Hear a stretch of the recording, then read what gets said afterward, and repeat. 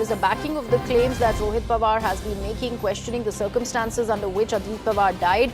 This claim is now coming in from Supriya Sule, where she has said that Rohit Pawar is raising several points, facts and even questions, and this is very well researched and thoughtful. The people must receive answers to all of these questions, and if authorities go ahead and delay in providing all of the answers, the unease will only grow. To prevent this from escalating, it's absolutely essential that the truth of the incident comes out before the people.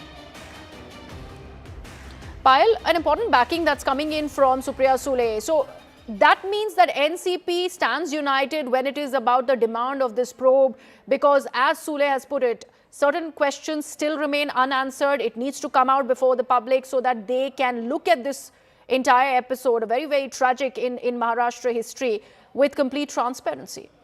Well, absolutely. It's not just one of their family members that they've lost, but Maharashtra has lost a big leader as well. And from the very beginning, Rohit Pawar has been hinting at foul play, and he in fact had come out earlier and said that once the 10th day ceremony of Mr. Ajit Pawar is over, he would come out and make some revelations as well. He's done more than a couple of press conferences, 2 press conferences in Mumbai, with presentation of why he thinks that this is a foul play, which could be a possibility.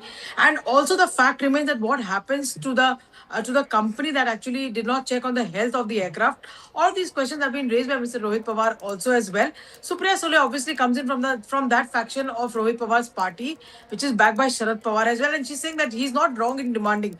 But there have been many outrageous claims that Rohit Pawar has really been making. He's been asking for a high-level, international-level inquiry, which is currently underway, and he's also asked that the civil aviation minister should be sacked because he probably has some connection with the company in question over here as well. So multiple things are at play over here. But what the Ministry of Civil Aviation has been able to assure us, Agriya, that the probe is happening at the best practices followed, at the best international norms that have been laid in place as well. The AAIB follows international standards, and as far as the health of the aircraft is concerned and the company's reputation is concerned, the DGC has procured various documentation from them, and the DGC is currently examining it, and that report also could be out within the next 1 week or so. Right, Payal, thank you so much for all of that information.